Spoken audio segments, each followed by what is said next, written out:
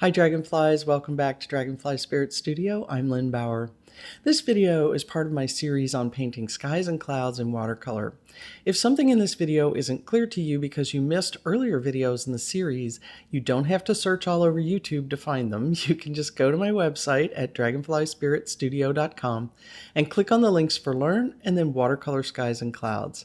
Out there you'll find all the project and lesson videos as they're released, and there are templates for you to use in doing the projects and reference photos to work from, cheat sheets and reminder handouts, information on supplies and materials. Everything that you need to do this course is all there in one place. In this video, we're going to begin our study of adding clouds to our watercolor sky. And we're going to start with the situation of darker clouds on a lighter value sky, which means we don't have to worry about how we're going to reserve the lights, and we can just focus our attention first on the techniques of how do we get the shapes of these clouds, how do we work wet and wet, how do we use gravity to help us. And if my voice sounds a little weird on this video, it's because today is a very appropriate day for us to be talking about clouds. We have a little bit of a storm in progress here. This is what's going on outside right now.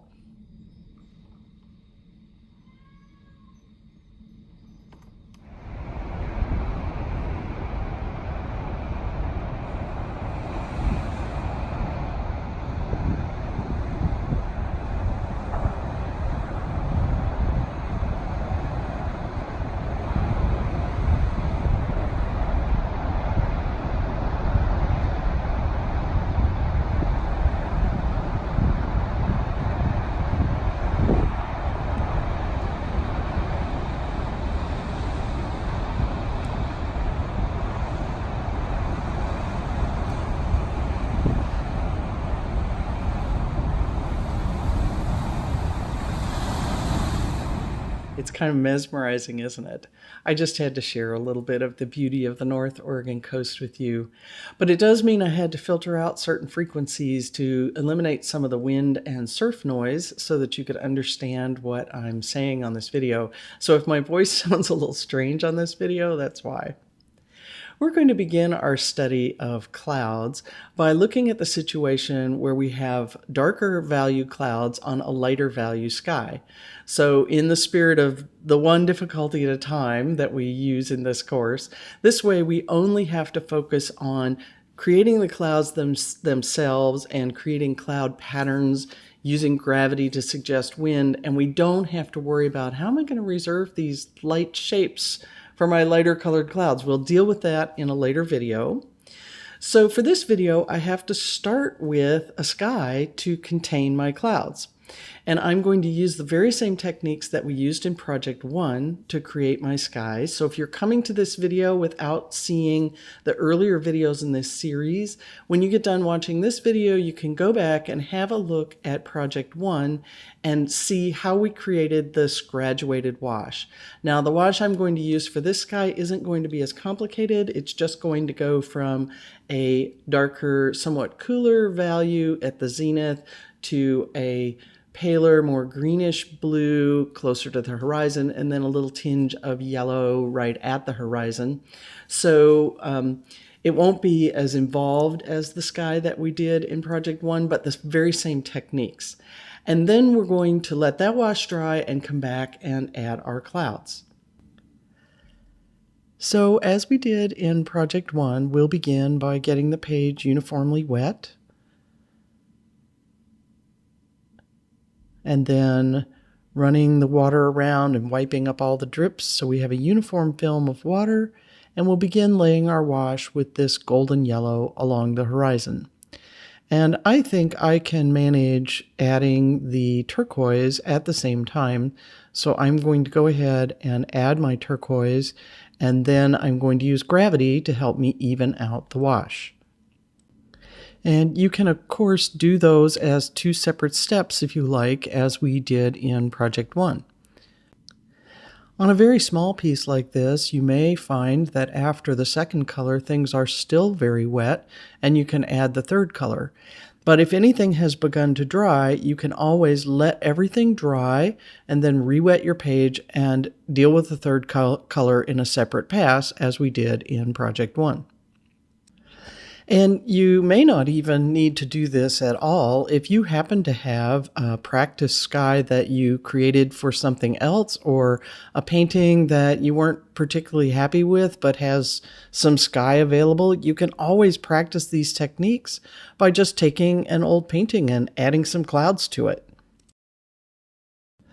While we're waiting for that to dry, let's take a look at some of the patterns that we see in clouds in the sky.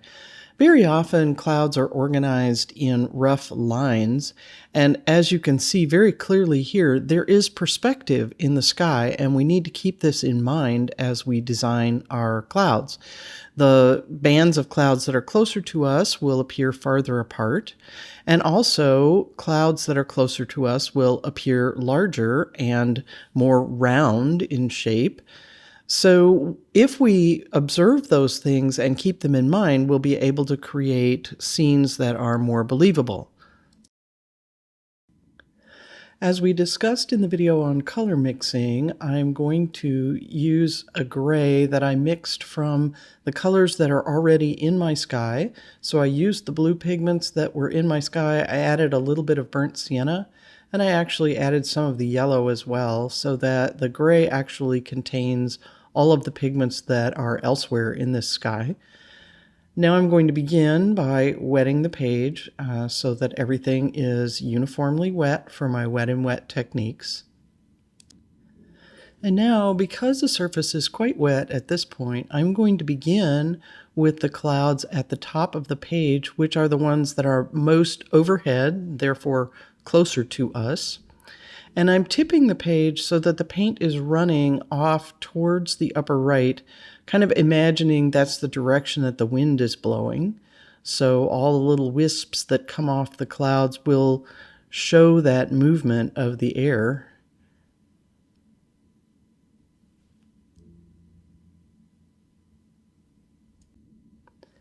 And now as I move a little lower on the page, these will be clouds that are farther away. So we'll let them become a little smaller and appear a little closer to one another and more in a line.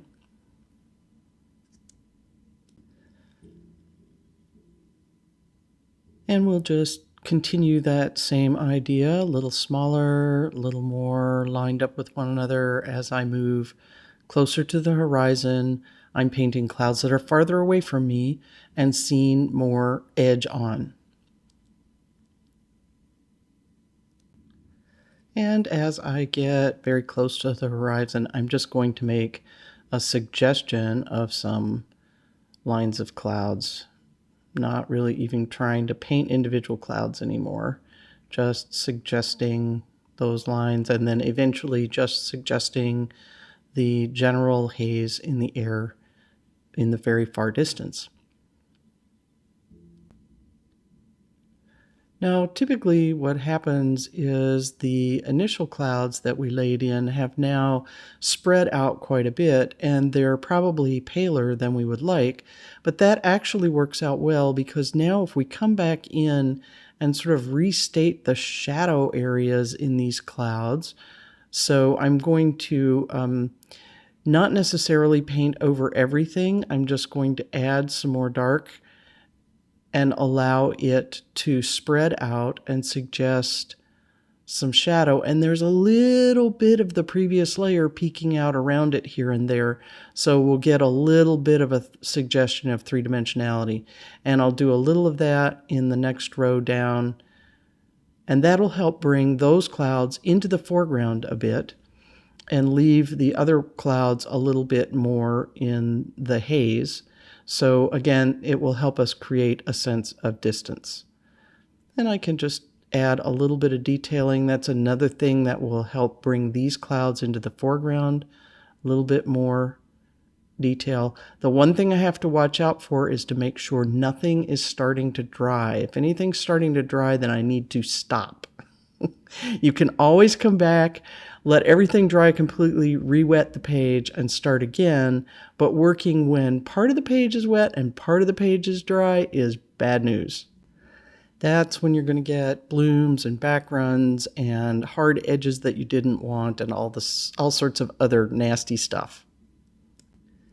Now I'm going to have some clouds reflected in the water down below.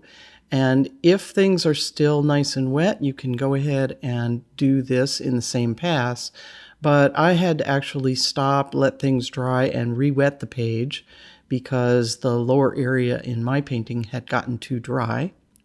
So if that's happening to you, no problem. Just re-wet the page and come back and do the cloud reflections in another pass.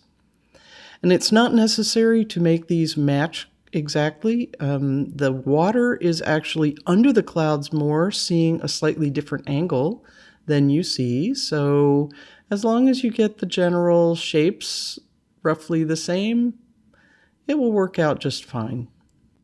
Now I'm going to move on in this video and talk about some other sorts of clouds, but if you wanted to, you could add a tree line. I've put this photograph out on the website as one that you could just use for the silhouette of some trees and a distant shoreline if you want to make this into a little finished painting. Another situation that falls into the category of darker clouds on a lighter sky is gray on gray skies like these here. In this situation, all you really need to do is add the darker gray cloud shapes on top of a lighter gray base wash. In this example, I'm working with a lighter, fairly neutral gray and a darker, somewhat cool gray. I'm going to work on saturated paper as we discussed in our earlier video about not having to stretch our paper when we're practicing. And I'm re-wetting it just to make sure that everything is uniformly wet. I'll begin by laying a base wash of my lighter gray, sort of a graduated wash, darker to a little bit lighter at the lower end. And then I'm going to continue while it's still wet to lay in my darker colors, but you could do this in a separate step if you wanted to. And as I get down into the middle part of the painting, I'm going to start creating the cloud shapes with brushwork and with gravity. And keep in mind that this is a fairly small piece, so there's a limit to how much detail we can create because wet and wet effects happen at their own scale. As we move the color around with gravity, we may decide that we need to drop in additional color. In fact, we almost always will, to add darker areas because we're letting that color spread out. So don't be afraid, as long as things are still completely wet, to drop in some more color and then use gravity to move it around and suggest the shapes of the clouds.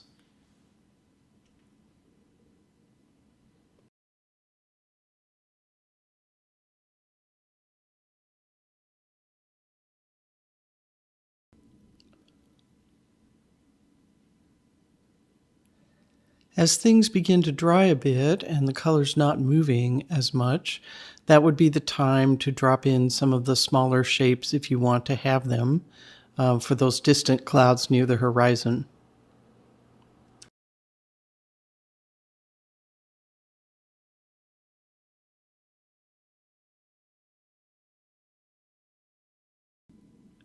Just for fun, I decided to throw in a distant shoreline to this example as well, just so that you can see how creating watercolor sketches like this can help you generate ideas for paintings that aren't based on any single reference material, no single photo, no single sketch that you may have made. This is a great way to start to develop your imagination and begin to paint paintings that are more personal to you and not simply a copy of a photograph. So don't be afraid to take reference material from multiple sources and play around with it, or pull out old paintings that you're not happy with and experiment on them. Even if you don't wind up liking the results, you'll learn a lot of interesting things about what works and what doesn't. And all of that you can carry forward into your next painting.